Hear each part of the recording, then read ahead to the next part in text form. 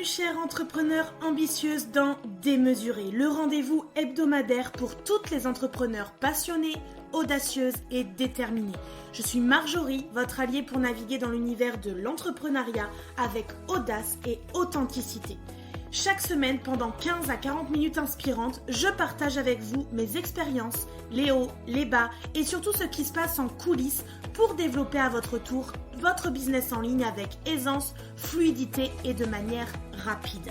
Je m'adresse particulièrement à vous, femmes entrepreneurs, que vous soyez au tout début de votre aventure ou que vous cherchiez à donner un nouvel élan à votre business, puisqu'avec Démesuré, on parle business bien sûr, mais on plonge aussi dans le développement personnel, la spiritualité, le mindset et on lève le voile sur les vérités souvent cachées de l'entrepreneuriat.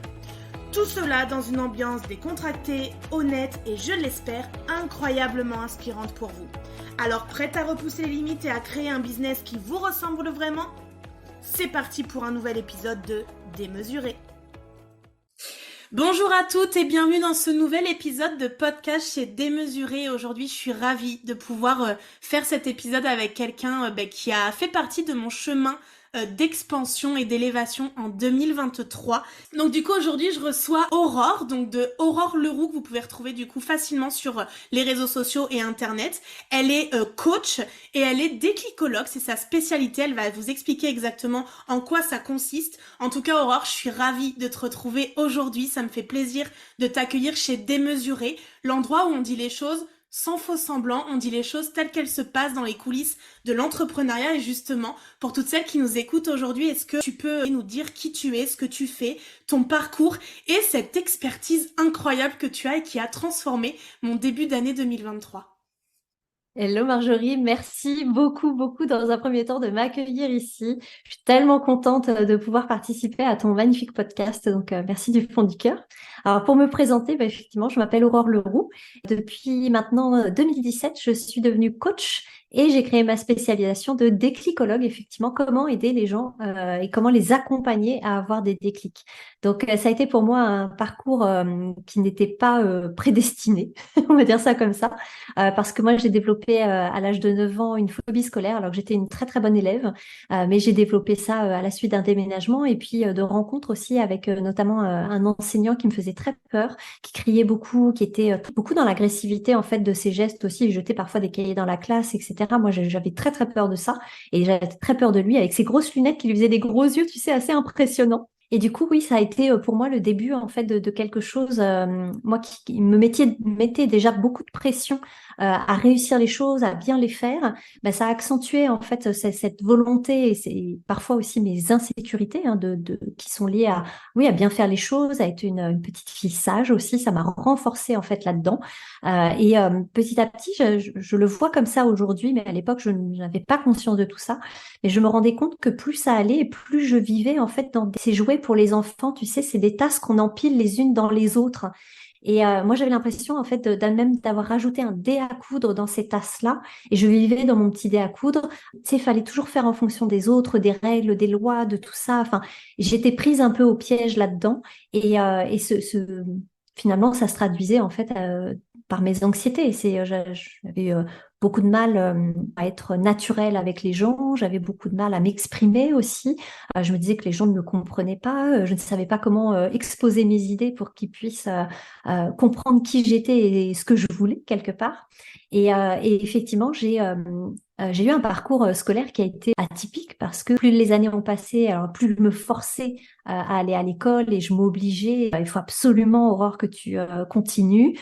Tu dois t'accrocher, tu dois faire beaucoup d'efforts et faire tout ça évidemment très bien, en ayant l'apparence la plus acceptable possible, donc aussi bien dans l'apparence physique, mais que dans les comportements aussi. Et finalement, je vivais dans cet environnement tout serré, en fait, tout petit, tout contraint. Voilà, c'est vraiment, tu vois, c'est dans la contrainte permanente. Et j'ai été très dure avec moi-même. Je le mets au passé parce que j'ai changé un peu ma vision des choses, mais j'étais beaucoup dans le contrôle, très exigeante avec moi-même. Et au-delà du perfectionnisme, j'allais vraiment dans quelque chose le côté irréprochable. Et si je suis irréprochable, il y aura pas de conflit puisqu'on n'aura rien à me reprocher. Et forcément, on va m'aimer, puisque si je suis parfaite et irréprochable, pourquoi est-ce qu'on ne m'aimerait pas? Et j'ai grandi, en fait, un peu dans ces intentions inconscientes, complètement inconscientes là. Moi, j'ai l'impression que la vie, c'était ça. Et plus ça allait, en fait, plus je me sentais contrainte. Et plus je me sentais contrainte, et plus, finalement, je commençais à avoir des sensations très désagréable et je tombais malade, j'avais des nausées, enfin des crises de larmes le matin. Enfin, j'étais en ce que je considérais moi à l'époque en échec total par rapport à l'école. Et je suis sortie grâce à mes parents, à leur soutien du circuit scolaire à l'âge de 16 ans. Et c'est là où j'ai commencé à travailler. Et pour moi, ça a été une révélation, même si j'avais toujours des angoisses, de l'anxiété, cette peur de mal faire les choses et d'être comme réprimandée, de pas être à la hauteur, de pas être assez ceci ou cela. En fait, j'y allais parce que je me sentais le devoir de remplir ma mission et ma tâche. Et puis, j'ai fait un nombre incalculable de métiers différents et d'entreprises différentes. Bon, on va pas tous les énumérer, on n'aura pas assez du podcast pour ça. Mais effectivement, je ne savais pas en fait où j'allais. Et je ne savais, enfin, j'avais aucune idée en fait de ce que j'allais faire dans ma vie. Et puis un jour, j'ai commencé à me poser des questions sur ce que j'avais vraiment envie de faire. J'ai eu l'opportunité finalement qui s'est présentée à moi en me disant, tiens, moi j'aimerais bien organiser et décorer des mariages. Et puis, je vais être salariée d'une entreprise pour ça. Et puis, au final, j'ai pris contact avec une personne qui n'avait pas besoin d'embaucher de salariés. Puis, c'est quand même une charge financière qui est très lourde dans un milieu assez spécifique et particulier. Le mariage, c'est quand même une niche très nichée. Et quelques mois après, en fait, cette personne est revenue vers moi et elle m'a dit, je vais tout arrêter. J'ai pensé à vous pour reprendre l'agence. Et là, ça a été une stupéfaction totale pour moi. Je me suis dit, et cette question, je me la suis posée tellement de fois dans ma vie, c'est, mais qu'est-ce qu'elle voit chez moi que je ne vois pas et qui lui fait dire que je vais être la bonne personne? Parce que moi, là, je me sens pas du tout les épaules et je me sens pas du tout à la hauteur d'être un chef d'entreprise. Et en même temps, je n'avais pas complètement tort parce que je n'avais pas appris ça et que je ne savais pas ce que c'était. Je ne connaissais pas ce milieu-là parce que personne n'était entrepreneur autour de moi. Donc, voilà un peu comment j'ai mis mon premier pied dans l'entrepreneuriat. Ça a été un sacré baptême parce que j'ai eu mon premier mariage à organiser en un mois. Il n'y avait rien de fait. Donc, et puis à l'époque, j'avais encore un CDI à 35 heures. Donc, tu vois, pour moi, tout se chamboulait finalement, s'interchoquait. Et en même temps, j'avais une grande exaltation de découvrir tout ça. Et je me disais, mais c'est vrai qu'après tout, avec tout ce que j'ai fait déjà comme métier, toute l'expérience professionnelle que j'ai, je veux bien me dépatouiller de tout ça et je vais même peut-être faire du beau boulot. En tout cas, je vais m'atteler à ça. Et c'est comme ça que je suis rentrée dans l'entrepreneuriat. Et puis, j'accompagnais beaucoup les gens autour de moi, que ce soit mes clients, leurs familles, leurs amis et les prestataires surtout, à se sentir sereins, à être bien dans leur basket, à vivre cette journée-là de mariage comme étant un truc génial et dans lequel il y a beaucoup de joie et de choses positives. Et puis, je me suis dit, mais c'est quand même étrange, en fait. Moi, j'ai l'impression que tout le monde est comme ça. Puis je me rendais bien compte qu'il y avait un écart avec les gens autour de moi. Je me disais, mais comment c'est possible? Et c'est là, en fait, où j'ai découvert ce qui est devenu pour moi une spécialité aussi dans mes accompagnements. Ce sont les talents innés. C'est mon mari, Ludovic, m'a dit, écoute, tu devrais faire le test là, parce que tu as l'impression que tout le monde est comme ci et comme ça, mais c'est pas le cas. Ce test, il va t'expliquer, en fait, pouvoir te montrer, mettre en évidence ton naturel, tes talents naturels, tes talents innés, ce que tu fais naturellement sans que tu t'en aperçoives. Et je me suis dit, ok, moi je suis curieuse, je veux savoir. Et c'est là où j'ai commencé à mettre un pied dans quelque chose de très concret, finalement. Et je me suis dit, ok, moi je suis bonne pour les relations et l'influence. Je ne me rendais pas compte du tout de ça. Mais je comprends pourquoi, dans les métiers que j'ai exercés, les métiers de relations, c'était facile pour moi. Et je comprends pourquoi ça ne l'était pas pour certaines personnes. Et j'ai accentué en fait mon rôle dans mon entreprise sur ces points-là, la relation et l'influence. Alors quand je parle de relation, c'est vraiment le contact humain, comment on rentre en relation avec les gens. Puis l'influence, c'est vraiment comment est-ce qu'on peut passer un message, pour ma part, un message positif et galvanisant, justement pour les mariages et que les mariés se sentent emballés par l'idée de commencer à travailler avec moi. Et puis pour les prestataires aussi, il y avait des messages parfois à faire passer. Alors, bon, pas forcément de ma volonté à leur imposer, mais des fois de glisser quelques petites choses pour les accompagner justement sur leur propre chemin. Et c'était leur demande hein, auprès de moi bien souvent. Et je posais plein de questions à mon mari qui était déjà coach lui à l'époque. Et puis à un moment donné, il m'a dit, tu poses beaucoup de questions pour quelqu'un qui n'est pas coach, donc ça serait peut-être le moment de te former et puis d'en faire un métier et de faire des accompagnements avec tout ça. Et là, tu sais, je me suis dit, ah, mais c'était pas du tout prévu comme ça. Je voyais pas du tout les choses comme ça. Et en fait, j'ai fait une reconversion. Donc, en 2017, je suis devenue coach et j'ai créé ma spécialisation de déclicologue parce que tous les gens ressortaient en fait de nos rendez-vous en disant, mais j'ai eu le déclic de ça, j'ai eu le déclic de ça. Et moi, je me dis, mais comment j'ai fait? Comment? Qu'est-ce qui s'est passé? Qu'est-ce qu'on a fait ensemble aussi pour se dire qu'il y a ça? Et j'ai découvert la neurobiologie quelques temps après, moins d'un an après. Et là, tout a pris un sens, en fait, et j'ai compris, oui, comment créer des déclics.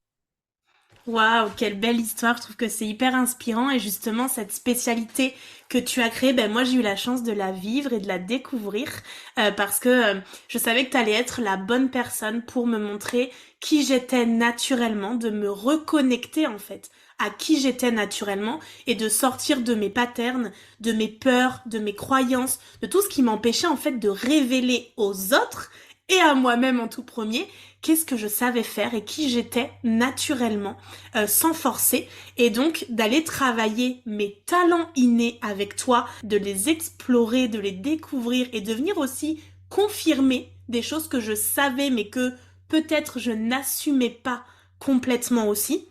Ça a été clairement une révélation pour moi. Tu le sais, ça m'a permis de me réaligner, de m'aligner vraiment davantage à ma mission, à ce que j'avais à apporter aussi à ma communauté et à propulser mon entreprise au prochain niveau. Alors justement, là, tu nous as expliqué comment pour toi ça s'est passé. Est-ce que tu peux nous expliquer aujourd'hui comment est-ce que tu fais pour voir quels sont les talents innés d'une personne qui sont vraiment sa véritable force d'expansion, c'est ce qui nous aide à nous élever. Comment est-ce que tu fais pour finalement les reconnaître? Si naturels sont-ils, alors que les personnes, et tu l'as dit pour toi, n'en ont souvent même pas conscience? Et c'est très important, je te remercie Marjorie, parce que c'est ça dont il s'agit, c'est qu'on n'en a pas conscience. Donc c'est comment ramener de la conscience sur quelque chose qui nous paraît tellement évident. Eh bien écoute, ça fait plusieurs années maintenant que je travaille avec le test de Gallup Institute, et qui est un institut américain justement qui a mis au point ce qu'ils appellent eux des points forts et des talents innés. Et en fait, à l'époque, je suis tombée sur le livre donc par mon mari Ludovic et j'ai commencé à lire tout ça et ça m'a passionnée. Mais avec tout le respect que j'ai pour eux, hein, bien sûr, ça me paraît incomplet. Parce que oui, ça met en avant en fait des choses très positives de nous, mais c'est comment est-ce qu'on peut aller plus loin dans la compréhension en fait de ce qui nous anime dans ces moments-là. Si on prend ton talent de réalisateur, qui est un talent en fait dans l'exécution, c'est la capacité de passer à l'action. C'est cette catégorie de talent qui permet de passer à l'action et de se dire voilà. Je suis réalisateur, j'ai ce talent-là, ce talent naturel de réaliser les choses de A à Z, de les faire avec engagement. Si je le fais bien du début à la fin. Et de se dire, oui, c'est vraiment un grand point fort pour moi. Comment est-ce que je peux le mettre en évidence? Alors, le test permet ça, en fait, permet d'évaluer le top 5. On peut évaluer, en fait, les 34 items aussi. Mais dans un premier temps, en fait, déjà, de connaître les 5 premiers, c'est déjà très bien. Et puis, de pouvoir se dire, voilà, réalisateur, oui, je suis une personne très engagée, je fais les choses, encore une fois, avec beaucoup d'engagement et d'implication. Et du début à la fin, ça, c'est très important pour le réalisateur.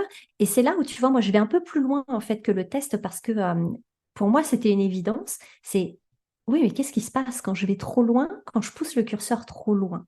C'est là où moi, la neurobiologie m'a aidé justement à compléter ça. C'est, je suis un réalisateur, je passe facilement à l'action, je fais les choses avec engagement et implication du début à la fin, encore une fois. Et qu'est-ce qui se passe si je vais trop loin, si je ne sais pas me désengager, si je ne sais pas m'arrêter dans un projet en fait qui finalement n'est pas porteur pour moi, pour mon énergie, qui m'apporte des insécurités à juste titre en fait parce que ça n'est pas adapté en fait par rapport à mon activité, par rapport au message que je veux transmettre. Simplement en fait je le fais parce que je me suis engagée et qu'est-ce que ça voudrait dire de moi si je me désengage et qu'est-ce que je ressentirais dans ces moments-là. Et c'est là où tu vois pour moi il y a vraiment une grande force justement dans notre vision de nous dans le naturel. C'est comment est-ce que je peux identifier tout ça et quelles sont les pistes à explorer à l'issue de ça? Parce qu'il y a 4 catégories de talents. Il y a l'exécution dont je viens de parler. Et prendre exemple, il y a l'influence dont je parlais tout à l'heure, hein, transmettre un message, galvaniser, motiver, fédérer les troupes, entre guillemets. Et en étant toujours dans son naturel, c'est quelque chose qui paraît très fluide et très embarquant pour les gens qui reçoivent ça. Mais quand je vais trop loin dans l'influence, ça pourrait presque être de la manipulation à mon profit pour nourrir mes propres insécurités.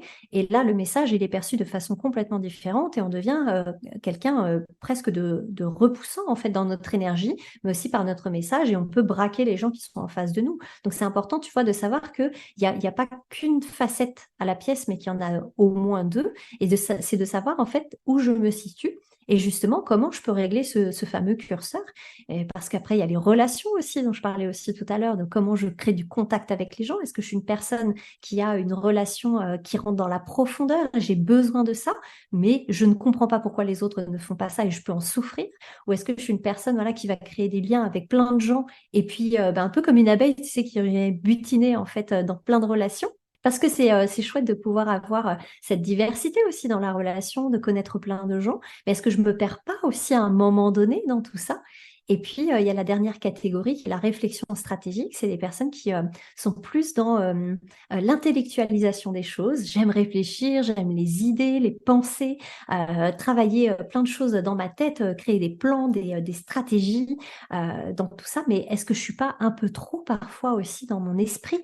Et j'ai du mal à retourner dans les sensations du corps, j'ai du mal à retourner dans les relations, j'ai du mal à passer à l'action parce que oui, j'ai plein de choses dans ma tête, mais je suis bloquée dans mon passage à l'action. C'est tout ça en fait finalement qui nous permet de pouvoir se dire, tiens, là, je me situe à tel endroit, j'ai tel et tel talent. Tiens, comment je fonctionne finalement dans mon entreprise ou dans mon quotidien? Qu'est-ce qui fait que moi je suis comme ça et que parfois les autres ne le sont pas? Et pourquoi est-ce que finalement on n'est pas sur la même longueur d'onde? Parfois, c'est parce qu'il y a une personne qui va être beaucoup dans l'exécution et le passage à l'action rapide. Et puis parfois, la personne, elle est encore dans son plan, dans sa tête. Et elle se dit, mais elle va trop vite en fait. Et finalement, il n'y a pas un ou l'autre qui est mieux que l'autre. C'est de savoir qu'est-ce qui est adapté et à quel moment. Si je suis quelqu'un effectivement, dans la réflexion stratégique, c'est de se dire, il y a un temps pour faire des plans, mais il y a aussi un temps pour passer à l'action. Et vice-versa, parce que celui qui passe trop vite à l'action, tu sais, il fait des trucs, mais il ne sait même pas quel est le plan, en fait, et dans quel sens s'organiser. Et puis, il y a aussi, si je suis tout le temps dans ma tête et que je ne suis pas en lien avec les autres et que je ne suis pas dans l'influence, en fait, de ça, je ne peux pas promouvoir finalement le message de ce que j'ai à partager. On pourrait avoir un coach de stratégie d'entreprise qui serait très très bon dans ce qu'il fait, mais s'il n'arrive pas à créer du lien naturellement avec les autres ou s'il ne stimule pas cette partie-là de lui, il ne peut pas rentrer en contact et en plus il ne peut pas promouvoir son message. C'est dommage. C'est dommage parce que c'est certainement une pépite en fait ce coach-là. Et c'est ça en fait, tu vois, de pouvoir se dire, ok, tel et tel point, c'est naturel chez moi. J'ai tel et tel talent naturel. Et souvent, on me dit que ça apporte, pour reprendre le terme de mes clients, comme une légitimité. Je me sens légitime parce qu'on a mis un mot sur ce que je fais naturellement et c'est réellement un talent. Oh, génial! Mais en fait, oui, je suis légitime pour dire telle ou telle chose. Oui, parce que c'est naturel chez toi. Et puis aussi, les personnes ont certainement appris plein de choses aussi de ça. Donc, dans ce sens-là, parce que c'est stimulant. Quand on stimule nos talents innés, on est stimulé, exalté aussi en retour. Et puis, on a aussi ce côté exalté des fois qu'on exprime auprès des autres. Et c'est ce qui peut faire que les autres se disent, oui, ok, ouais, ça semble chouette de ton point de vue, mais je vois pas trop ce que tu veux dire. Oui, parce que la personne est peut-être dans des talents différents. Mais c'est là aussi où c'est génial, c'est comment est-ce qu'on peut se compléter les uns les autres. Ouais, exactement. Et ça, je trouve ça super chouette. Peut-être on peut prendre l'exemple de mes 5 talents. Tu as donné le premier qu'on a découvert ensemble, mais je pense que ça peut être un bon exemple pour montrer justement ce que t'apportes de plus, parce qu'on pourrait s'arrêter à regarder le test et à regarder les résultats. Mais en fait, ça n'aurait pas tellement d'impact sur ce que moi j'ai pu modifier derrière, transformer, mettre en action aussi différemment, parce que c'est ça aussi qu'on va voir, et ressentir à l'intérieur de soi que oui, en effet, c'est tellement inné, c'est tellement facile pour nous qu'on ne se rend même pas compte qu'on le fait au quotidien, et du coup on remet la conscience là-dessus, et du coup on renforce aussi ses capacités, ses talents innés. Alors peut-être qu'en prenant voilà mon top 5, tu vas pouvoir nous donner plus d'indications sur comment ils peuvent valoriser justement une personne, la rendre beaucoup plus légitime. Et c'est vrai que moi, c'est ce que j'ai ressenti un peu, tu sais, comme quand j'ai découvert le Human Design, où je me suis dit, ah, ça vient confirmer, mettre des mots sur des choses que je ressens, que je perçois, mais dont je ne suis pas sûre et où je me trouve tellement différente des autres que je pense que presque c'est un problème. Presque c'est à l'inverse de ce que je pensais être un talent. Et je trouve que ça montre vraiment comment on doit s'incarner, mais aussi, et c'est ce que t'apportes, ce sur quoi on doit être vigilant. Complètement. C'est vraiment ça, c'est de pouvoir se dire, je fais le test, mais moi j'avais la volonté en fait que ça reste pas que de l'information et que ça soit quelque chose qu'on puisse intégrer dans son quotidien et notamment dans sa vie professionnelle en tant qu'entrepreneur. Quand on a, comme toi, voilà, le premier talent, on l'a dit, un réalisateur, on en a parlé, effectivement, ça emmène beaucoup d'engagement. Surtout quand il est numéro un en fait dans ton top 5, t'es vraiment une personne très engagée dans ce que tu fais. Génial, mais c'est de se dire le curseur, est-ce que des fois je suis pas trop engagée, est-ce que je vais pas trop loin? Et c'est là où tu vois l'accompagnement est intéressant parce qu'on se dit, ok, c'est quoi le pendant de ça finalement? C'est effectivement de mettre un curseur qui est à fond, alors que je pourrais le mettre, peut-être qu'il y a besoin que de 5 ou 6 à ce moment-là dans cette tâche en termes d'engagement. J'ai pas besoin d'aller plus loin. Je sais que je fais les choses à 100%, mais dans l'intensité, je peux peut-être y mettre un peu moins d'intensité, ça me fait dépenser moins d'énergie, mais je suis tout autant efficace. Et du coup, ça devient beaucoup plus fluide. Et c'est ça, tu vois, de pouvoir se dire ça et de voir les pistes qu'on peut explorer pour le réalisateur. C'est, comme je disais tout à l'heure, qu'est-ce que ça voudrait dire de moi si j'étais une personne qui se désengage? Et là, on commence à faire un travail d'introspection personnelle parce que est-ce que ça voudrait dire que je ne suis pas quelqu'un de professionnel, je ne suis pas quelqu'un de fiable? Il pourrait y avoir d'autres choses, encore d'autres exemples, mais rien que ces deux-là, c'est ben oui, quand je ne suis pas professionnelle et pas fiable, comment je me sens moi? Ben, je me sens nulle. Et quand je me sens nulle, je me sens impuissante, incapable, je me sens seule aussi, un peu seule au monde, tu sais, dans ma barque là. Et je ne suis pas à l'aise avec ça. Et c'est d'apprendre justement à être à l'aise avec cette sensation-là pour pouvoir se dire derrière, OK, une fois que je suis à l'aise avec cette sensation, c'est simplement en fait que je me rends compte avec plus de lucidité, grâce au fait d'être à l'aise, avec plus de lucidité que c'est peut-être un projet qui était une bonne idée au départ, mais qui dans sa réalisation n'est pas possible parce qu'il y a des multiples facteurs qui font que concrètement dans la matière, c'est pas réalisable. Et puis parfois, il y a des paramètres aussi qui changent en cours de route. Donc, c'est de pouvoir se dire, non, si je le sens profondément en moi, je ne vais pas m'obliger à continuer à le faire juste parce que je n'ai qu'une parole, mais c'est aussi des fois de ma propre responsabilité d'arrêter les choses et de dire, non, là, pour moi, en fait, c'est quelque chose que je ne peux plus faire. Et je peux être à l'aise avec ça. Ça peut être OK de prendre cette voie-là aussi. Et c'est quelque chose, des fois, qui nous enlève beaucoup de pression, beaucoup d'insécurité, qui replace un curseur à sa juste place. Donc, c'est pareil, en fait, pour le talent numéro 2 d'importance. C'est vraiment l'importance, c'est lié à l'influence. Donc, tu vas, toi, Marjorie, promouvoir des choses qui sont importantes pour toi, d'insister sur certains points qui sont importants pour toi et de pouvoir le partager en disant, mais oui, sur telle ou telle chose dans le business, par exemple, ça, c'est très important. C'est vraiment même une des choses qui est essentielle et c'est pour ça que ça la rend importante. Et si on va plus loin dans le curseur et qu'on le pousse trop loin, ça va être presque d'imposer aux gens ce qui va être important. Mais c'est pas ta volonté. Moi, je le sais, je te connais bien maintenant. C'est non, c'est que ça te tient tellement à cœur que tu veux faire passer le message. Mais il faut pas que ça devienne une contrainte non plus pour les autres. C'est simplement en fait que toi, tu le sais. Ce message-là, il est important pour toi et tu vas insister là-dessus et tu vas trouver en face les personnes pour qui ça sera important aussi. Et pour les autres, il y aura peut-être d'autres points qui sont importants et peut-être pas, et c'est OK. Et peut-être que parfois, ça viendra plus tard ou jamais, mais ça aussi, c'est OK. Parce que parfois, les gens ne comprendront pas pourquoi c'est si important pour toi. Et au final, est-ce que c'est vraiment important que les gens te comprennent? Les gens ne sont pas toujours obligés de nous comprendre, mais en tout cas, quand on a quelque chose qui nous tient à cœur, mais autant en fait le promouvoir autant qu'on le peut. Tu sais, j'ai un ami en fait qui dit ça, c'est Charles Côté. On parlait du fait de plaire et de déplaire en fait sur les réseaux sociaux notamment. Et il disait cette phrase en fait qui était très juste. Il disait, tu peux pas déplaire à tout le monde. Et c'est ça, en fait, ce dont il s'agit, c'est oui, il y a des points importants qui vont nous tenir à cœur. On va pouvoir les partager avec beaucoup d'énergie, parfois de joie aussi par rapport à tout ça et de conviction surtout par rapport à ces points d'importance. Et puis, bah, si les gens, ça résonne pas pour eux, c'est pas grave, ça me remet pas moi en question. Ça veut pas dire que j'ai tort et j'ai pas besoin d'attendre la validation des autres pour continuer à promouvoir mon message d'importance. Il y aura toujours des gens, en fait, en face pour qui ça sera important aussi.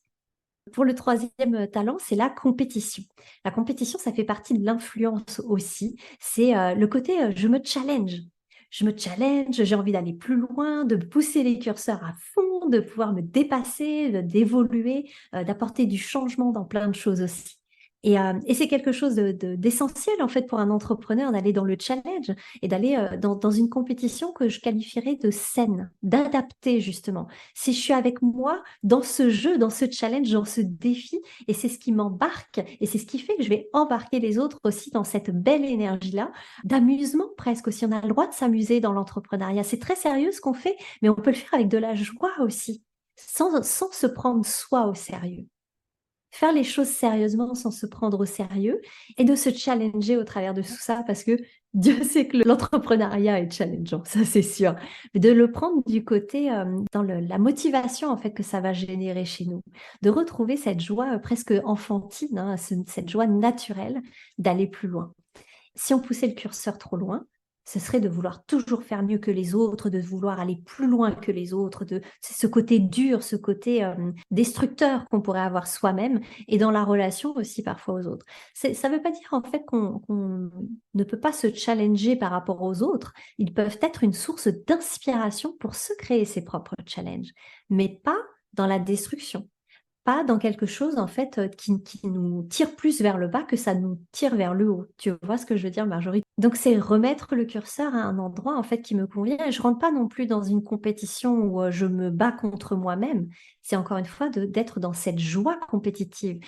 Quand je parle de compétition à ce moment-là, c'est vraiment l'engouement. L'engouement des choses et l'envie de se dépasser sainement, de s'emmener plus loin. C'est vraiment de ça dont il s'agit. Pour le talent de stratégique, c'est un talent qui appartient à la réflexion stratégique. C'est vraiment, comme je disais tout à l'heure, voilà, aimer, réfléchir, intellectualiser les choses. Et dans stratégique, on retrouve vraiment cette possibilité et cette facilité plutôt innée d'amener les choses de un point A à un point B et de créer les étapes, des étapes très claires, des étapes qui sont aussi adaptées à la situation.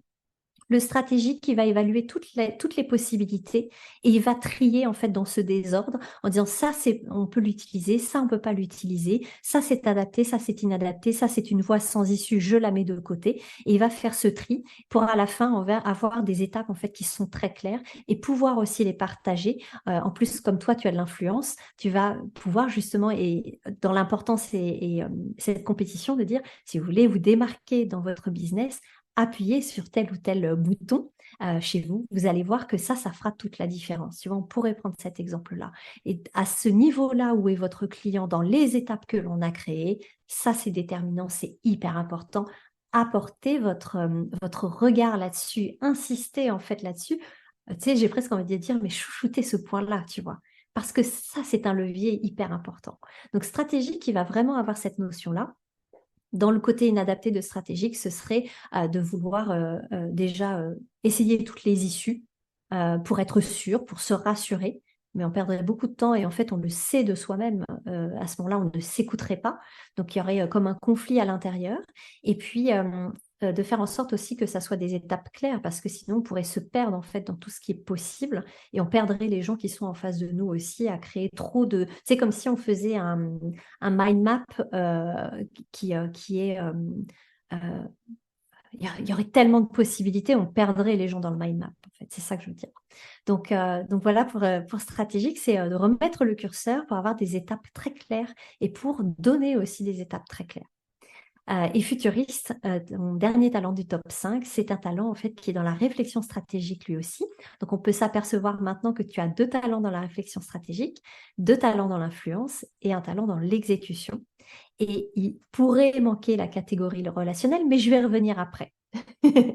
Pour futuriste, c'est vraiment un talent où je suis galvanisée par l'idée du futur. Je peux entrevoir ce que les choses seraient dans le futur et ça crée comme une vision en fait chez moi de ce vers quoi je vais.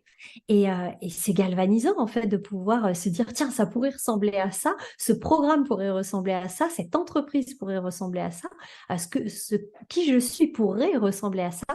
Et ça, c'est une joie intense en fait parce que ça met du mouvement dans tout ça. Ça met du mouvement dans mon esprit, ça crée une stimulation intellectuelle. Ça turbine, ça turbine, ça turbine pour se dire tiens, ça pourrait être ça, comme ça, et puis avec ci, avec ça, puis avec telle personne aussi, on pourrait faire ça. Et comme toi, tu as stratégique derrière, tu sais mettre les étapes par rapport à ça. La difficulté qu'on pourrait avoir pour quelqu'un qui n'aurait pas le talent de stratégique avec futuriste, c'est ok, mais je ne sais pas par où commencer. J'ai cette vision du futur, mais je ne sais pas par où commencer. Donc, ce serait très complémentaire d'une personne en fait comme ça, par exemple. Ce serait l'idéal même pour travailler ensemble. Et c'est là où c'est intéressant, c'est de se dire comment est-ce qu'on peut se compléter les uns les autres. Il pourrait y avoir des personnes qui ont un super projet, mais qui n'ont pas idée de comment construire les choses et à quoi ça pourrait réellement ressembler, alors qu'ils ont une pépite dans les mains. Donc, pour Futuriste, lui, la difficulté qu'il pourrait rencontrer, c'est que les gens ne comprennent pas exactement sa vision du futur. Donc, pour le futuriste, c'est vraiment de choisir ses mots pour se faire comprendre et créer une image la plus vivante possible pour ses interlocuteurs ou pour son audience et d'embarquer. Et là, l'influence, toi, t'aide beaucoup, Marjorie. Ça pourrait ressembler à ça. Est-ce que vous êtes partant pour cette grande aventure? Et le futuriste, à ce moment-là, oui, choisit bien ses mots pour aider les gens à avoir une image la plus vivante, encore une fois, de ce à quoi ça pourrait ressembler. Et ce qui pourrait desservir le futuriste, c'est d'être toujours dans les coups d'après, c'est dans le futur, dans ce qui va arriver, et de commencer à se faire des scénarios noirs, à se projeter en fait avec une image qu'on pourrait qualifier de négative, mais en fait elle est inadaptée surtout cette façon de voir les choses. C'est qu'elle n'est que le reflet en fait de mes insécurités, de ce à quoi pourraient ressembler les choses, mais de ce point de vue d'insécurité. Donc, c'est de se ramener dans le présent, de vivre le présent, de pouvoir se dire, OK, il va y avoir ça, je marche vers ça. Et il y a aussi tout ce qui se passe dans le présent et tout ce que je suis en train de préparer aujourd'hui a de l'importance. Et là, on retrouve son talent numéro 2. Yes, c'est ça. Et moi, ça m'a vraiment fait mettre aussi la lumière sur ce qui était difficile dans mon quotidien et ce que je devais réussir à switcher. Donc il y a ce côté, je suis trop dans le futur et ça me met en insécurité parce que je vois les possibilités et toutes les possibilités. Et il y a des possibilités où ça se passe pas si bien que je pourrais le désirer. Et donc ça m'a amené aussi, c'est la découverte de ces talents à me re-questionner sur la gestion de la pression, sur justement ma capacité à prendre soin de moi, à prendre du temps pour moi. Mais aussi quelque chose qui a été très très important, c'est d'accepter d'être parfois déçu, d'être déçu de moi et que les autres soient déçus et de prendre plutôt ça comme un tremplin pour quelque chose d'autre, pour une nouveauté, pour quelque chose de différent. Et puis par rapport à ce talent numéro 1 qui m'a beaucoup appris dans justement ce curseur qui va trop loin et ça a été un peu ce qui m'a suivi ensuite toute l'année 2023 finalement, c'est d'aller voir comment je pouvais être à l'aise avec le fait de ne rien faire parfois, de prendre des vacances régulièrement, de prendre soin de moi, de ne pas travailler dur tous les jours, d'être dans l'action et la réalisation au quotidien, mais aussi d'accepter que parfois, ben ouais, j'ai besoin de recharger mes batteries et même si j'avais entendu le manifestor, il devrait se reposer autant de temps qu'il a travaillé. Pour moi, ça me semblait quelque chose de complètement irréel et irréalisable, dans le sens où les croyances qu'on avait ancrées chez moi par ma branche maternelle, c'était on doit travailler dur si on veut réussir. Et donc c'est venu en fait à l'encontre d'une des plus grandes croyances que j'avais par rapport au travail en l'occurrence et donc à mon business et à l'entrepreneuriat.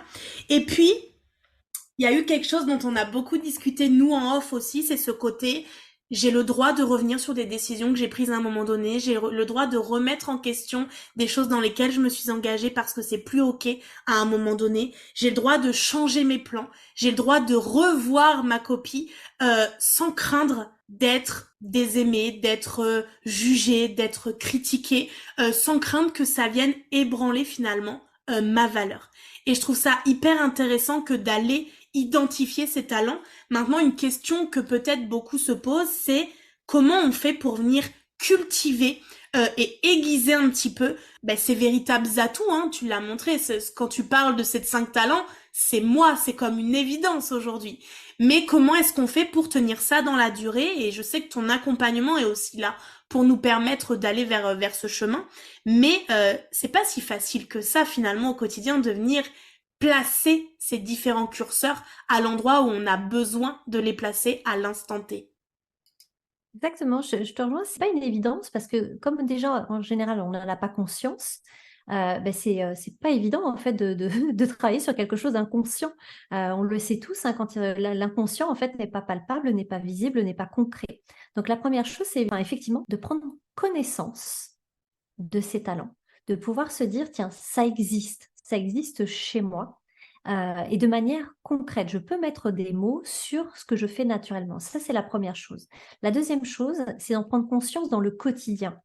Tiens, comment ça s'exprime dans telle ou telle situation du quotidien, comment ça s'exprime dans ma vie privée, comment ça s'exprime dans mon côté professionnel et dans mes actions professionnelles, en lien avec moi, ce que je prépare, mes projets, mes produits, mes services, et aussi avec mes clients. Comment est-ce que je mets ça au service de mes clients? Et de s'observer au travers de tout ça, de se dire, tiens, j'avais jamais remarqué que ceci ou cela. Tiens, je vais prendre un exemple personnel. Moi, j'ai la positivité. C'est un talent qui appartient à l'influence. Donc moi, je suis quelqu'un en fait qui naturellement va relever les points positifs des situations. Je vais faire beaucoup de compliments aux gens en leur disant « Ah, mais c'est génial, t'es comme ci ou tu fais ça, c'est top, bravo !» Et puis des fois, les gens se disent « Mais elle a l'air très exaltée en fait pour un petit truc qui, pour moi, ça me paraît un petit truc. » Mais moi, ça fait partie de mes talents. Et c'est quelque chose aujourd'hui, tu vois, dont j'ai conscience. Moi, je croyais que tout le monde devait être comme ça, enfin, que tout le monde était comme ça. Mais finalement, je me suis aperçue que non, en observant vraiment ça, et que moi, j'avais tendance à accentuer ça, bah oui, de par mon naturel, ce talent inné. Donc, je me suis dit, OK, comment est-ce que je peux le mettre en application maintenant que j'en ai connaissance et conscience? Comment est-ce que je peux le mettre en pratique, en application dans le quotidien? Quand j'accompagne des gens, moi, je suis quelqu'un de positif et constructif déjà dans ma posture et dans mes échanges, et je valorise beaucoup l'évolution des personnes que j'accompagne. C'est-à-dire qu'au début de mes accompagnements, de mes séances d'accompagnement, j'ai toujours on fait toujours un point sur la semaine ou le temps qui vient de s'écouler depuis la dernière séance, et je félicite la personne. Mais bravo, tu as réussi à faire ça, c'est génial. Waouh! Et la personne, des fois, me dit, oui, mais c'est pas encore assez. Ok, attends, je te rappelle de là où on est parti au départ. Et tu sais, pour rappel, il y a quelques séances en arrière, il se passait ci, il se passait ça. Est-ce que tu vois aujourd'hui l'évolution? Ah oui, c'est vrai, c'est vrai. Tu vois, ça, et là, tu le mets au service de quelque chose. Ça n'est pas que pour moi, parce que la positivité pourrait être quelque chose, en fait, où on se rassure beaucoup en se disant, ça va aller, c'est pas grave, non, mais laisse tomber, c'est rien, tout va bien, tu sais, avec un espèce, et je le fais exprès, je le joue dans ma voix exprès, pour qu'on se rende bien compte, en fait, que c'est pas quelque chose de franc, de sincère à ce moment-là. C'est là, je suis en train de me rassurer et de rassurer les autres aussi. Et parce que si les autres sont rassurés, moi, je suis tranquille. Je suis rassurée, j'ai pas de problème, pas de conflit. Et je crée pas de déception non plus.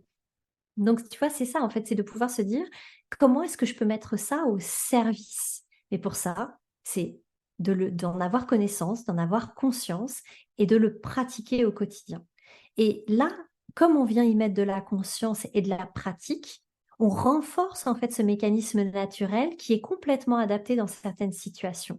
Mais après, tu sais, alors ça m'arrive pas, mais si j'avais un client ou une cliente qui ferait pas le job en fait entre les séances, qui ferait pas ces exercices, qui s'impliquerait pas, qui s'engagerait pas, mais pas du tout, je serais pas dans cette positivité-là de cette manière-là. Je la réadapterais en lui disant, tu sais quoi, jusqu'à aujourd'hui, les choses sont comme ça. Je vais continuer de t'accompagner et te soutenir.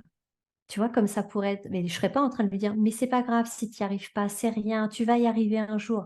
Non, c'est comment est-ce que moi je peux continuer à te soutenir.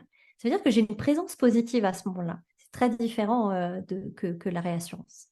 Donc, effectivement, tu vois, plus on en a conscience dans le quotidien, plus on voit comment ça fonctionne, plus on pratique et plus ça renforce ces talents-là. Parce qu'il y a une chose, en fait, dont on n'a pas encore parlé, mais je me permets d'amorcer ça, c'est que quand on prend notre top 5, on peut faire une optimisation de ça. C'est-à-dire que en combinant les 5 talents, je peux aller vers mes clients pour leur offrir du soutien, un service, un produit spécifique en fonction de ce que moi je fais naturellement parce que ça ne me demande pas d'énergie et c'est tellement naturel que c'est hyper fluide et évident et que pour les personnes en face de moi, ça ne l'est pas. Et là, je vais être leur soutien et on va travailler en fait en équipe à ce moment-là. Et toi, Marjorie, dans tes talents, tu es vraiment la personne qui va se dire comment est-ce que je peux créer quelque chose qui va aider les gens sur des points d'importance, sur des points dans l'entrepreneuriat du coup qui est hyper important. C'est je mets tout ce que je suis naturellement au service de ces personnes-là pour les aider, pour contribuer pour elles.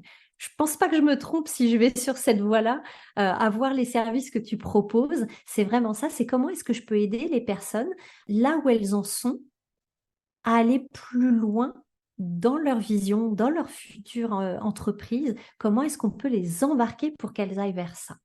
Donc, tu vois, on peut ressortir vraiment une tendance. Mais si tu m'avais dit, bah, par exemple, moi, je veux faire un programme sur comment avoir une bonne relation à soi, oui, ça peut être un programme effectivement que tu peux mener parce que tu vas avoir appris des choses, parce que tu vas apprendre à rentrer en relation. Hein, je le rappelle, c'est pas une catégorie qui est représentée, je précise bien, dans le top 5.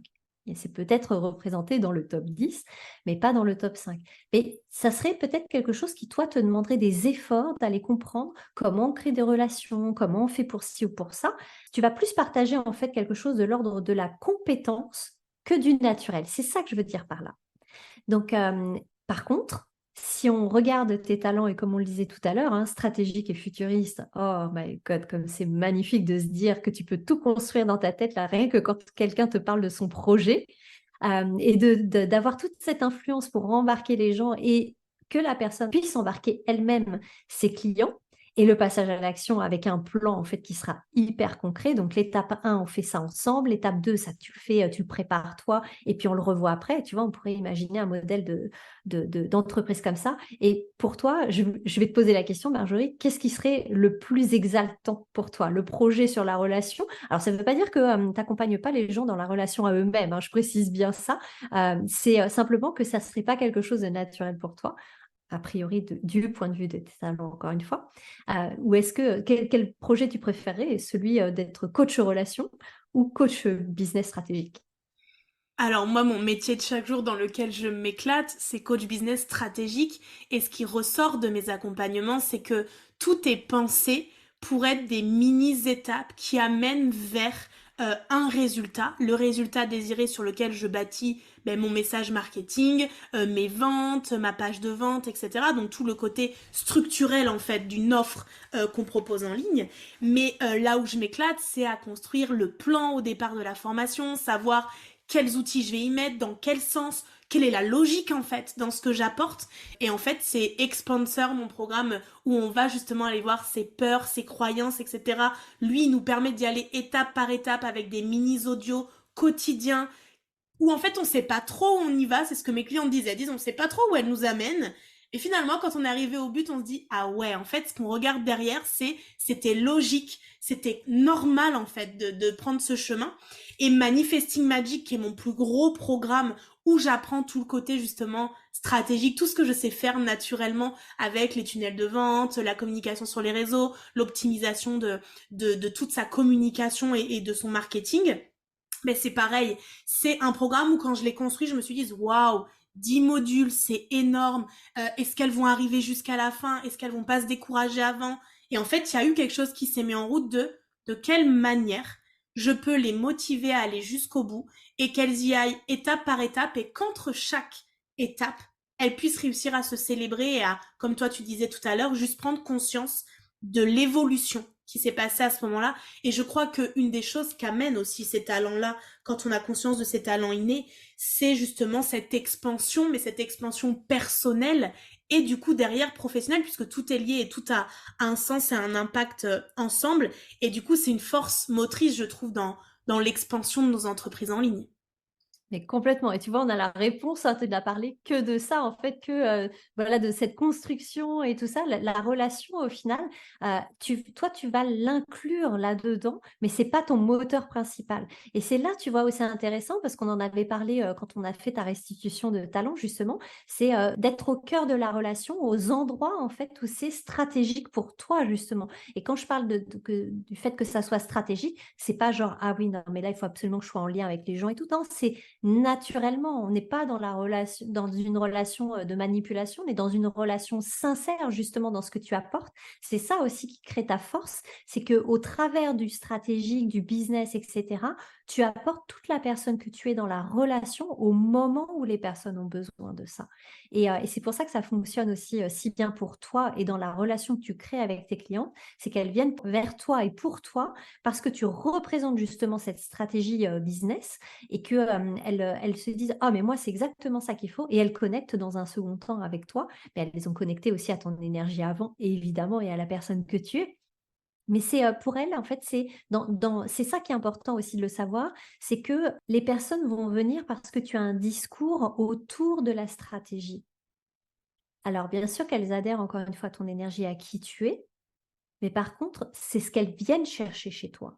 C'est le naturel que tu as à parler de la stratégie, du business, de comment construire les offres, les produits, les programmes, etc. Comment les promouvoir au travers de tel ou tel tunnel et façon de faire. Et c'est ça, en fait, c'est ah, mais moi je la veux parce que ça, je ne sais pas le faire. C'est pour ça que c'est hyper important, en fait, d'avoir conscience aussi de ses talents, c'est de pouvoir se dire qu'est-ce que j'ai à offrir aux autres qu'ils n'ont pas et eux vont m'offrir aussi des choses. Il y a certainement des personnes, en fait, où tu t'es dit: «Mais ça m'a tellement nourri, d'être avec cette personne-là, de pouvoir partager ceci ou cela avec elle, c'est tellement nouveau quelque part et complémentaire par rapport à mon naturel à moi, mais ça c'est hyper agréable». En fait, ce que je crois, c'est que quand on arrive à connecter à ce qui est évident en nous, à cette évidence en fait qui s'impose un petit peu à nous, on se rend compte à quel point notre puissance créatrice à l'intérieur de nous, elle vient naturellement se mettre au devant de la scène. Et du coup, pour moi, connecter à ces talents, ça a été source de beaucoup de repos, de beaucoup de remise en question, de beaucoup de recalibrage en 2023, mais aussi beaucoup de créativité et de création par rapport à qui j'étais et pas par rapport à ma concurrence, aux nouveautés, à tout ce qui peut être des modes éphémères qui arrivent sur le marché où on se dit tiens, pour faire partie d'un groupe, pour être vu, pour être connu, je vais adhérer à ce mouvement éphémère. Et en fait non, c'est créer mon propre mouvement parce que je sais qui je suis et du coup mettre en avant ses compétences, ses qualités, ses dons et ses talents innés parce que je sais que les gens vont venir chercher Marjorie. Ils vont pas venir chercher Expanser, Manifesting Magic, peu importe en fait comment ça s'appelle. Ils vont venir chercher la personne qui va mettre en avant ce service et où ils savent qu'ils vont venir trouver de l'énergie. Moi, ce qu'on vient chercher beaucoup chez moi et ce que je vends le plus en premier, c'est mes places VIP parce qu'elles viennent chercher les coups de pied aux fesses, elles viennent chercher ma motivation, ma détermination, la mise en action. C'est souvent un retour aussi qu'on me fait. Merci de me faire me mettre en mouvement quotidiennement et d'avancer étape par étape et qui est quelque chose pour moi de très inné finalement avec mon premier talent de réalisateur. Donc forcément, quand on vient chercher ça chez moi, mais en fait, j'ai pas besoin de dire acheter Manifesting Magic parce que dedans il y a 10 modules, tel template, etc. J'ai pas besoin de dire ça. Elles savent que naturellement, je vais leur apporter les solutions et les outils dont elles auront besoin au moment où ce sera le plus juste pour elles et où elles en auront le plus besoin. Et justement, je crois que l'expansion de mon entreprise, mais de mes clientes, elle vient de là. Elle vient de ce duo concret parce que elles font confiance en ce que je leur apporte et parce que j'ai confiance aussi en ce que je leur offre, parce que je sais que c'est adaptable à toutes, que toutes sont capables d'accéder à ça à leur manière, à leur façon, mais qu'elles ont les bons outils pour accéder à ça. J'ai encore une cliente la semaine dernière qui me disait j'ai fait des gros programmes, des programmes où il y avait 200 personnes, 300 personnes, où je suis ressortie plus perdue qu'avant, où je suis ressortie sans rien, sans aucun fichier, sans rien de palpable. Et moi, j'ai besoin d'avoir quelque chose où c'est écrit, quelque chose où je peux lire, etc. Et elle me disait, quand je vois ce que tu proposes, c'est incroyable. Parce que chaque étape a son audio, sa vidéo, son cahier d'exercice, son PDF récap, etc. Et en fait, ça parle au maximum de personnes. Tu t'adaptes aux personnes qu'il y a en face de toi et que tu as envie de guider en fait vers un résultat commun qui est l'expansion de l'entreprise et la visibilité tout simplement. Alors, je vois, c'est tellement important de pouvoir avoir conscience de son fonctionnement, justement, parce que c'est, sans forcément le mettre en avant en disant, moi, je suis comme ci ou comme ça, mais de pouvoir, tu sais, s'en servir comme des leviers. C'est-à-dire, je sais que ma force, ma grande force, c'est ça. Et tu parlais de puissance tout à l'heure, et c'est ça, justement. C'est, la puissance, elle, pour moi, elle va venir du fait que je me sens en capacité, je me sens le pouvoir d'agir sur tel ou tel levier ou de telle ou telle façon. Et c'est ça, en fait, c'est quand on sait le naturel qui nous habite et comment il s'exprime, c'est un levier incroyable qu'on va mettre au service d'un projet, au service de ses clients, par exemple. Et on va pouvoir se dire, tiens, là, je me sens la capacité de faire ci ou ça. Je peux faire ça, ci et ça, parce que ça me ressemble, parce que c'est naturel. Personne n'a envie d'être un imposteur, hein, mais c'est la difficulté qu'on pourrait rencontrer à ne pas connaître ses talents, c'est de vouloir faire comme telle ou telle personne. Et moi, j'ai déjà entendu dire, je voudrais être le Anthony Robbins français, je voudrais être le Martin Latulippe français, je voudrais, tu vois, mais c'est très illusoire en fait, c'est parce que c'est pas forcément dans nos talents. Donc bien sûr que ça peut être des modèles mentors, comme on appelle ça, et de se dire tiens, qu'est-ce que j'aime chez cette personne que je voudrais développer chez moi? Mais si je veux le développer, c'est soit que j'ai pas conscience que je l'ai déjà, et que je n'utilise pas en fait ce talent-là au quotidien parce que j'en ai pas conscience, ou soit c'est quelque chose qui n'est pas présent dans mes talents innés et que j'ai besoin de développer, oui, parce que c'est quelque chose en fait qui pourrait aider mes clients à me trouver, à partager en fait les programmes avec moi, etc. Donc c'est ça c'est des choses qui sont vraiment pour moi essentielles pour un entrepreneur, c'est où est ma place dans l'entreprise? C'est si je ne sais pas là où je suis, naturellement bon dans mon entreprise, bah, je vais vouloir tout faire et tout faire, c'est être nulle part à un moment donné. Je vais prendre l'exemple d'un jeune homme que j'ai accompagné. Il a des talents vraiment de leader. Il a tout pour être un super leader. Il a construit une formidable entreprise dans laquelle il forme des gens à quelque chose de spécifique. La difficulté, c'est que comme il a le talent de responsabilité, il se sentait le devoir de tout prendre en charge dès qu'il y avait quelque chose qui arrivait. Et c'est difficile en fait pour lui parce qu'il était amené, quand on s'est rencontrés, qu'on a fait le test des talents, il me dit, moi j'en ai marre parce que je fais ça, je fais ça, je fais ça dans mon entreprise, mais qu'est-ce que ça me... Je vais le dire poliment, mais qu'est-ce que ça me saoule. Il l'a pas dit comme ça, mais tu vois, il était un peu comme au bout du rouleau en disant, mais moi j'en peux plus en fait de faire ci ou de faire ça. C'est pas à moi de faire ça, mais ça me prend une énergie de dingue, quoi. Et c'est là, en fait, tu vois, où le curseur, dans l'optimisation de ses talents, on l'a remis à une place, à sa juste place, dans la justesse de son naturel. C'est la responsabilité, oui, en tant que chef d'entreprise, mais la responsabilité de trouver la personne adéquate et adaptée dans son entreprise pour prendre ça en charge. Et là, ça change tout. Parce que maintenant, il est revenu à l'essentiel de ce qu'il a animé, hein, de toute façon, à créer ce projet-là, faire la promotion de ce en quoi il croit le plus. Donc, créateur de contenu, être avec ses élèves, ça, c'est ça sa juste place. Et tout le reste après est à déléguer à des personnes pour qui c'est plus naturel de faire ça, beaucoup plus. Ouais, c'est chouette ça, ces histoires inspirantes qui montrent à quel point prendre conscience de son talent, ses talents innés, ça fait que on crée une expansion personnelle parce que on a conscience des choses, donc on met l'emphase aussi sur ce qui est important par rapport à qui l'on est et ce que l'on fait, et ensuite de pouvoir s'entourer des personnes qui nous permettent d'expanser l'entreprise parce que nous, on va prendre notre place, ce sera tout le sujet de l'année 2024 en numérologie, c'est comment j'arrive à prendre ma place selon qui je suis et être reconnue pour qui je suis avant d'être reconnue pour ce que je fais. Et c'est là toute la différence, c'est qu'on remet l'humain au centre de tout ça. Et l'humain, il y a quoi dans l'humain? Ben, il y a notre vibration, notre aura, notre énergie, ce qui circule à l'intérieur de nous et ce qu'on retranscrit, ce qu'on retransmet à l'extérieur.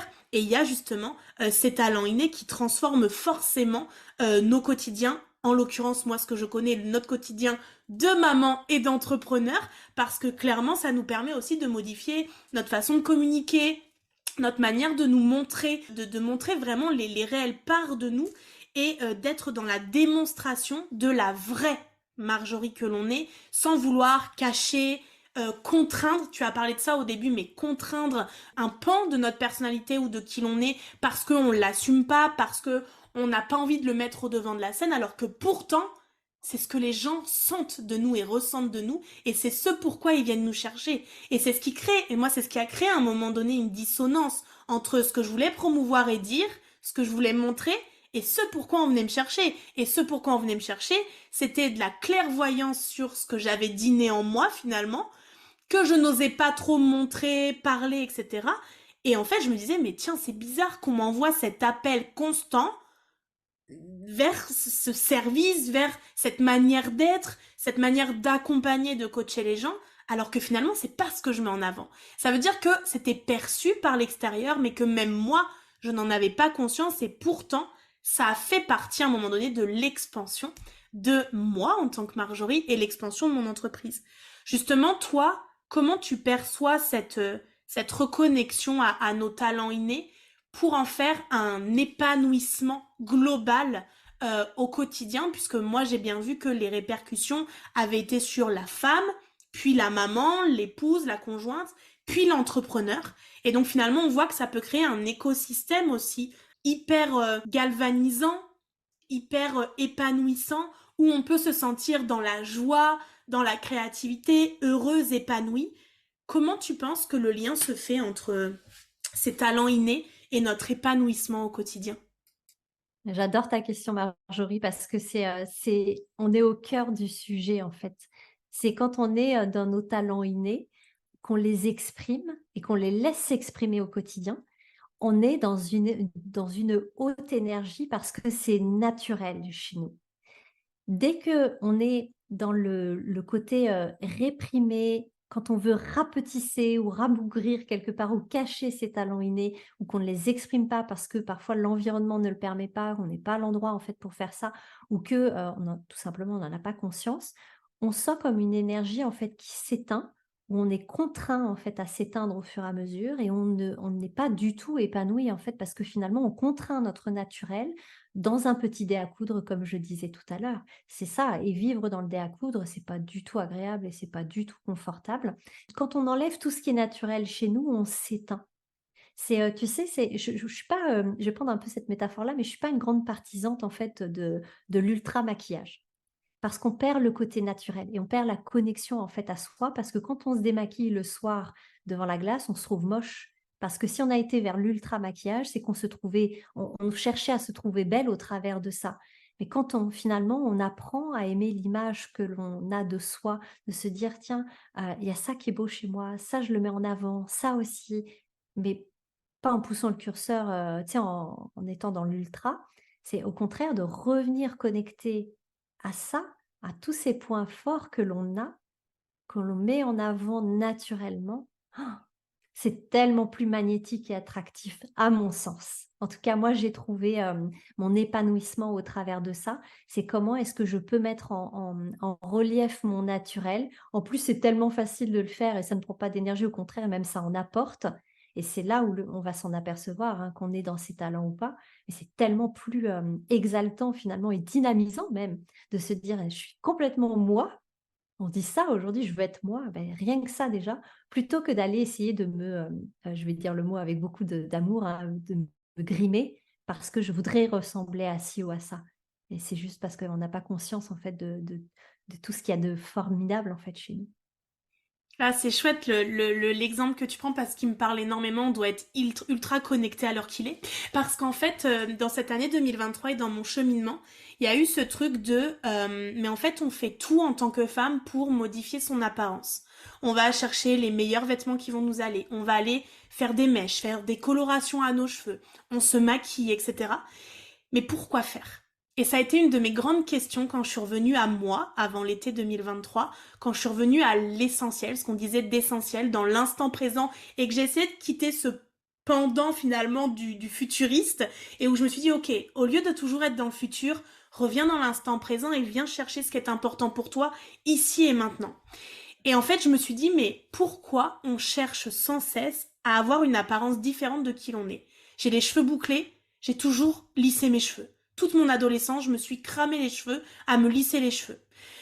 Je n'aimais pas mes yeux, mes sourcils, ou je sais quoi, mes joues, je sais quoi, donc je me maquillais, donc je mettais du fond de teint, donc je mettais de la poudre, donc je mettais ceci, cela, parce qu'en fait, c'est ce que faisaient les femmes autour de moi pour qui paraissaient, à l'extérieur, lumineuses, pimpantes, s'assumer, etc. Mais en fait, quand on va creuser chez ces femmes-là, il y a comme une espèce de barrière qu'elles créent et il y a comme un masque qu'elles s'imposent à ne pas vouloir dévoiler véritablement, en effet, leur naturel.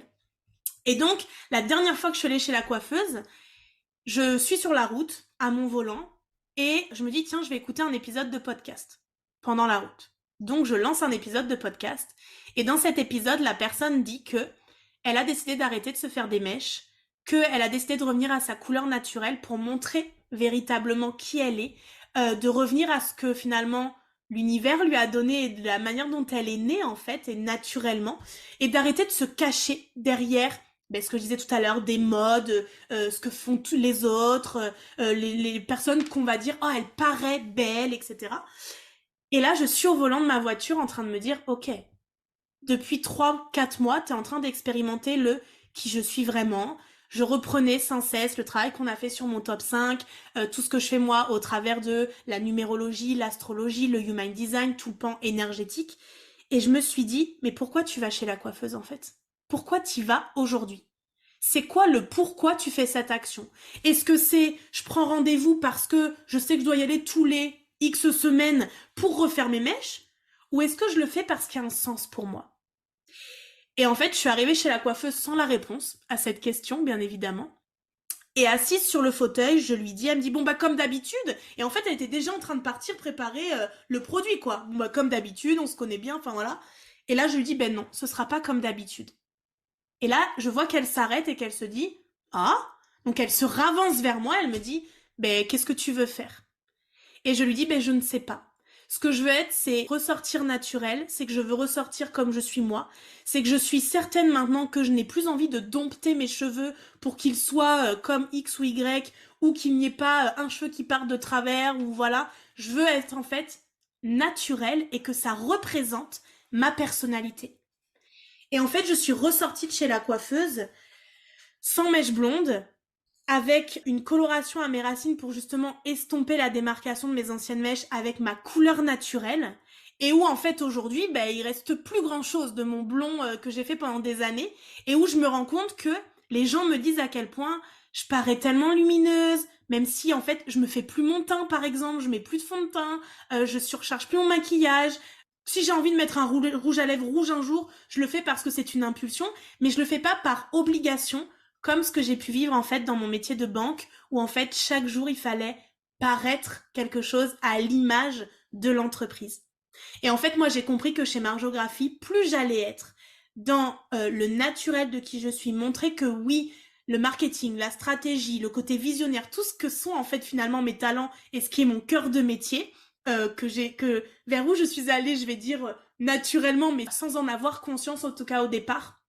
Mais en fait, j'allais pouvoir montrer à des femmes qu'on allait pouvoir vulgariser certains termes, certaines façons de faire, de se montrer, et que plus on allait être dans la connexion avec les gens, plus on allait être dans une connexion d'âme à âme, d'énergie à énergie, de cœur à cœur, ce qu'on appelle beaucoup le cœur à cœur, finalement on allait pouvoir avancer ensemble, en étant dans le donner et recevoir, en s'apprenant les choses naturellement au fur et à mesure.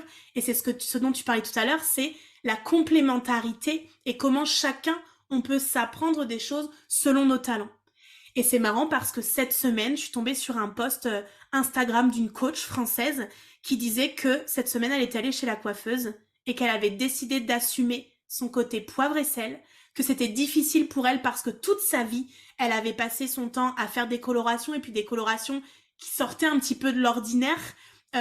Forcément, avec un style, une affirmation, une assurance aussi différente à travers ce style et qu'elle était presque reconnue pour ça à un moment donné et vue pour ça et que là, elle avait choisi de changer les choses et de venir à une étape de transition avec une coloration des mèches grises pour aller vers laisser ses cheveux au naturel, poivre et sel, et du coup qu'elle allait par ça pouvoir exprimer pleinement qui elle était et devenir vraiment magnétique sans y mettre de mots.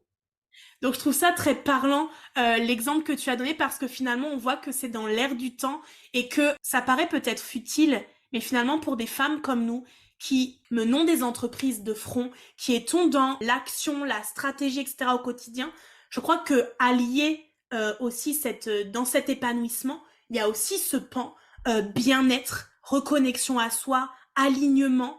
Et moi, ce que je vois dans les talents innés, c'est l'affirmation de soi. Et moi, ça m'a vraiment aidé à affirmer, à clamer haut et fort des côtés de moi que je n'assumais pas avant. Et c'est comme ce que tu disais, le fait que ce soit écrit sur le papier, il y a comme cette légitimité, tu sais, c'est comme tu vas chez le médecin, oui mais le médecin il m'a donné tel médicament donc je suis ce qu'il me dit. Ben là c'est un peu ça, c'est eh ouais, mais Aurore, elle m'a dit que mon top 5 c'était ça, quoi. Donc c'est ça que je dois révéler encore plus, c'est ça que je dois dévoiler encore plus, et du coup construire mon business model, et du coup c'est quelque chose en transformation depuis qu'on s'était vu pour cette restitution-là, c'est transformer mon business model, non pas par ce que m'ont appris des coachs ou des mentors, c'est le transformer maintenant que j'ai ces bases-là et ces connaissances-là, je vais pouvoir jouer avec ça et créer le business model qui correspond à qui je suis, à mon énergie et à comment je fonctionne au quotidien.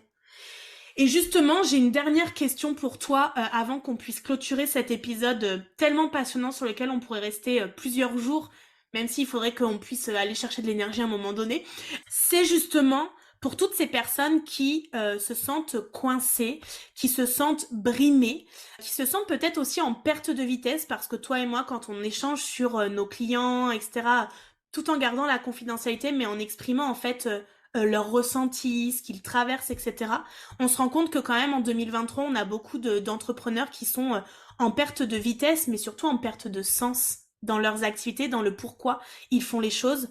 Comment est-ce que tu crois que les talents innés peuvent servir de tremplin pour se remettre en action, en tout cas repartir de l'avant, connectés à qui ils sont naturellement et véritablement? Une chose qui me vient, tu vois, dans notre échange, c'est que les talents ne mettent jamais dans des cases. Ça, c'est très important, en fait, de savoir ça. Ça ne met jamais dans des cases. Pourquoi? Parce que de ce que moi, j'ai pu observer, en changeant d'environnement, on change de talent. Parce que nous sommes des êtres d'adaptation et que on va utiliser... alors, en général, on garde les mêmes catégories, mais on va chercher d'autres talents dans ces mêmes catégories. Ça ne change pas radicalement, en fait, du tout au tout. Mais moi, tu vois, par exemple, j'ai des talents d'influence. J'en ai eu certains et j'en ai d'autres aujourd'hui. Ce qui est intéressant, c'est que je sais me servir de tout maintenant. Donc, de temps en temps, je te dis, tiens, ça, celui-là, je vais l'utiliser là et à tel endroit. Mais effectivement, pour moi, dans un premier temps, quand on se sent démuni, c'est de pouvoir déjà s'apporter beaucoup de douceur. Parce que parfois, on ne se comprend pas. On ne sait pas pourquoi on est comme ça. On ne sait pas pourquoi on est coincé. On ne sait pas pourquoi on est bloqué. Et c'est pas en fait dans cet état d'esprit-là et dans ces sensations-là qu'on va retrouver du sens. On va en chercher pour se rassurer, mais on ne va pas trouver un réel sens, en fait, quelque chose de motivant, comme un dopant naturel, j'ai envie de dire, mais tu sais, cette joie qui est à l'intérieur de nous, c'est ça dont je parle, qui va faire qu'on va aller chercher des solutions et de l'ouverture. C'est pour ça que moi, je crois profondément à la douceur qu'on peut s'apporter dans ces moments-là, parce que déjà, on ne choisit pas d'être dans cet état-là. Par contre, on peut choisir de répondre à ça avec beaucoup de douceur, ce qui fait qu'il y a une sorte comme un sas de décompression qui se fait là, tu sais, ah, le soulagement qu'on peut ressentir à ce moment-là, de toute cette pression qu'il y avait avant et qu'on est en train de quitter, justement en se disant, c'est OK. Ça arrive de se sentir comme ça. Je ne choisis pas d'être dans cette situation ou de ressentir ça. C'est une physiologie, c'est une mécanique du corps qui fait que ça se joue comme ça à l'intérieur de moi. C'est pas moi qui ai provoqué ça. Ça, je trouve que c'est très déculpabilisant parce que c'est un mécanisme en fait à l'intérieur de nous qui est là pour notre survie. Donc on ne l'a pas choisi. C'est un mécanisme biologique qui se met en route. Ok. Tant mieux en même temps qu'il se soit mis en route parce que ça veut dire que si vous êtes là aujourd'hui à nous écouter, c'est grâce à ça, c'est grâce à cette partie-là de nous. Donc remercions-la aussi quelque part à cette partie-là de nous qui a fait que dans plein de situations on a survécu et c'est pour le mieux parce on peut être dans ce moment de partage aujourd'hui et que les personnes qui nous écoutent comme toi et moi vont pouvoir apporter tellement aux gens autour de nous. Tu vois, c'est d'avoir cette douceur-là et déjà d'avoir une douceur dans le ressenti qu'on peut s'apporter, tu vois, cette respiration de soulagement là de ah, ok. Comme si je mettais un plaid autour de moi là pour me coucouner, me dire oui, je me sens démunie, c'est vrai. Je vais m'apporter de la douceur et dans la douceur viendra justement cette respiration et la respiration va nous aider justement à recréer de l'ouverture derrière. Et ça change tout. Parce qu'on n'est pas là dans le marasme et la victimisation, mais c'est OK d'être dans cet état-là aussi, encore une fois, hein, ça arrive. On n'est pas à combattre et à chercher la bonne idée qui va nous sortir du caca. On n'est pas là à se raconter des histoires, à se dire oui, mais ça va aller mieux, il faut laisser le temps au temps, etc. Oui, parfois le temps peut être un allié, mais c'est pas toujours, on n'est pas partie toujours prenante là-dedans, donc on se laisse un peu glisser et emporter en fait par ça en attendant qu'il y ait quelque chose de l'extérieur qui nous aide et qui fasse que ça aille mieux. C'est là où c'est un peu un piège aussi. Et ça laisse un voile finalement devant ce qui pourrait devenir des solutions et des opportunités. Donc la douceur va nous apporter justement la possibilité d'enlever ce voile, de ne pas rentrer dans des mécanismes où on se bat contre soi-même et qu'on dépense beaucoup d'énergie. Ça va nous permettre de comprendre aussi la partie de nous qui est démunie et de se dire oui, ça m'arrive d'être démunie, de ne pas me sentir capable, de me sentir impuissante, de ne pas savoir quoi faire. C'est OK, c'est normal. Peut-être que j'ai pas encore appris ça et peut-être que j'ai besoin justement de mettre de la douceur à cet endroit-là. C'est peut-être ça aussi qu'on peut apprendre de ces situations. Et là, il y a comme un espace qui s'ouvre et je peux peut-être aller marcher pour m'aider. Des fois, ça aide aussi, ça aussi. Mais tu vois, je rentre dans quelque chose de l'ordre de l'ouverture. Et de cette ouverture, oui, je vais commencer à avoir des solutions, je vais commencer à me sentir plus ouverte, peut-être plus épanouie aussi, alors qu'avant, je serais restée coincée dans mon caca, comme je disais tout à l'heure, et que c'était pas très confortable. Mais parfois, on a besoin, je vais reprendre ce que mon mari Ludovic dit des fois, parfois, on a besoin de savoir à quoi ça ressemble le caca, quelle odeur ça a, et comment on est là-dedans, comment on se sent là-dedans. Oui, parce que ça permet de se dire, oui, ça n'est que quelque chose de passager. Je vis ça en termes de sensations là maintenant, mais ça ne veut pas dire en fait que ça sera comme ça toute ma vie. Je sais que là je suis là-dedans parce que maintenant je le connais, je le reconnais. J'y mets de la conscience.